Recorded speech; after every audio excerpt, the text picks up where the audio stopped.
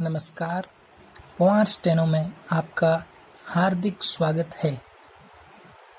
इससे पिछली कक्षाओं में हमने वाक्य किए थे और उससे भी पहले हमने कई सब चिन्ह किए हैं।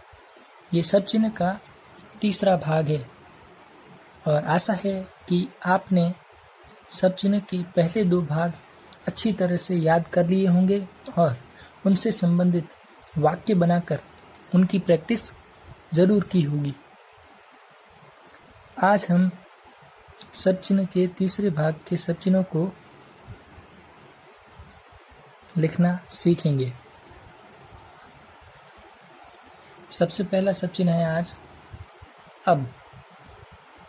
ब को हम अगर तीन प्रकार से लिखें, पहला हवा में, दूसरा लाइन पर और तीसरा लाइन से काट कर, तो उसके तीन अलग अलग मतलब होते हैं। जैसे कि अगर हम ब को हवा में लिखें इस तरह, तो इसका मतलब हो जाता है अब।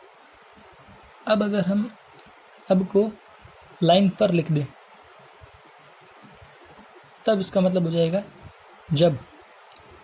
और अगर हम इसको लाइन से काट कर लिखें, तो इसका मतलब हो जाएगा तब। अब, जब और तब। अपंग। अपंग कैसे लिखना है? न को हम गहरा करके लिखेंगे। मैंने आपको बताया था ना, अंक का आंकड़ा।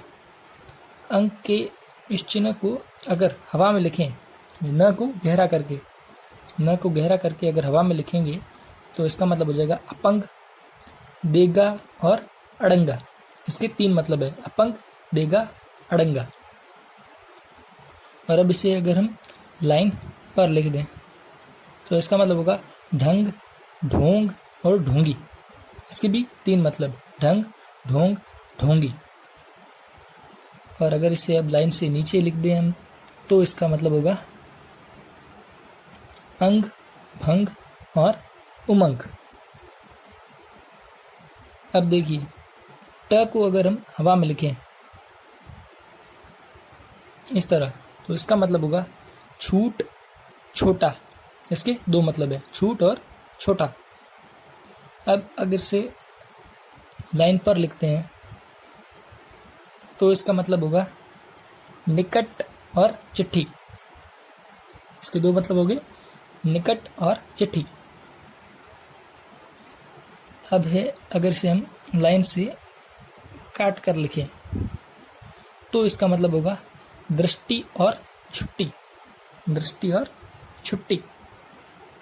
अब ल को अगर हम हवा में लिखते हैं, ल को हवा में इस तरह से, तो इसका मतलब हो जाएगा पहला। ल को हवा में लिखने से ये सब चिन्ह बन जाएगा और इसका मतलब हो जाएगा पहला। और इसे अगर हम लाइन पर लिख दें, तो इसका मतलब हो जाएगा लेकिन। हवा में पहला और लाइन पर लेकिन। और अगर इसे हम लाइन से काट कर लिखें,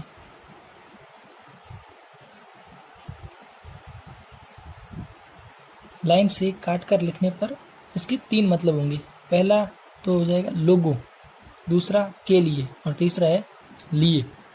तीन मतलब हो जाएंगे अगर इसे ल को लाइन से हम काट कर लिखेंगे।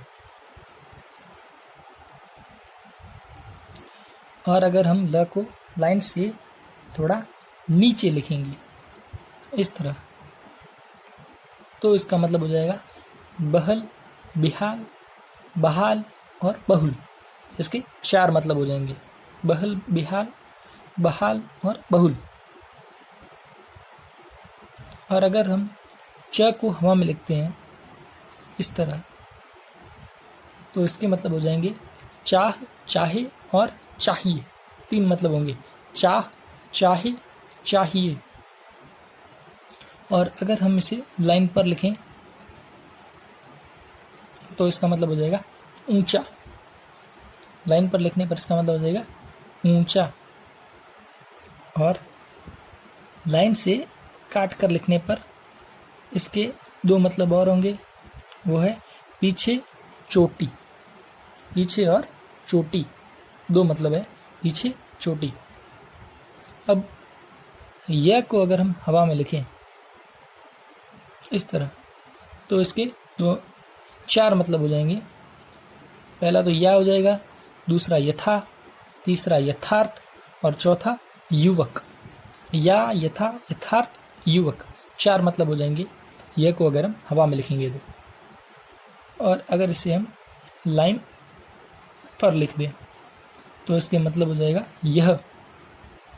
लाइन पर लिखने पर इसका मतलब होगा यह, और लाइन से काट कर लिखने पर इसका मतलब हो जाएगा यहाँ।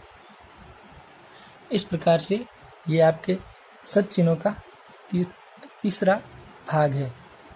अब आपको इन सब चिन्हों की भी अच्छी से प्रैक्टिस करनी है, और इससे पहले जो सब चिन्हों के 2 भाग करवाए गए हैं आपको उनकी भी अच्छे से प्रैक्टिस करनी है।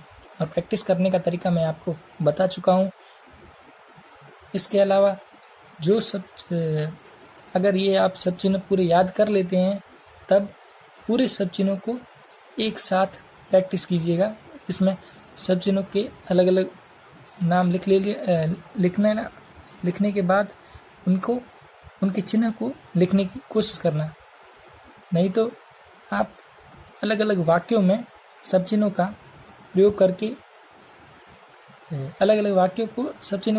बनाइए, और फिर उनकी आउटलाइंस बिना देखकर बनाइए। और इन सबको पहले अपने फ़ोन के रिकॉर्डर में रिकॉर्ड करिए और रिकॉर्ड कर लिखिए, जिससे क्या होगा कि आपकी जो सुनने की शक्ति है और अक्षर को सुनकर समझने की शक्ति है वो बढ़ेगी, और आपको सुनने के पश्चात अक्षर समझ में आएंगे, और आप सुनकर ही अक्षरों को पहचान सकेंगे और शब्दों को लिख सकेंगे। साथ ही इसमें आपको डिक्टेशन लिखने की प्रेरणा मिलेगी, क्योंकि आगे आपको डिक्टेशन ही लिखने हैं। इसलिए आप अभी से सुनकर लिखने की यानी कि सुरती लेख लिखने की प्रैक्टिस कीजिए। साथ में इन सब चिन्हों का भी प्रयोग कीजिए। अगर आप सुनकर लिखते हैं और तुरंत ही आपको सब चिन्ह दिमाग में आ जाते हैं तो इसका मतलब है कि आपको सब चिन्ह याद है, और नहीं आते हैं इसका मतलब आपकी प्रैक्टिस अभी थोड़ी कम है। इसलिए आज के सब चिन्ह और पिछले 2 भागों के सब चिन्हों को आपको प्रैक्टिस करनी है। इन सभी सब चिन्हों की प्रैक्टिस आपको 10-10 पेज लिखने हैं, यानी कि टोटल 70 पेज लिखने हैं। और इसके अलावा पिछले सब चिन्हों के 2-2 पेज लिखने हैं, जिससे आपकी प्रैक्टिस और भी कड़ी हो जाएगी। और किसी समस्या के लिए आप मेरे इंस्टाग्राम अकाउंट पर या मेरे टेलीग्राम चैनल पर मुझसे संपर्क कर सकते हैं। धन्यवाद।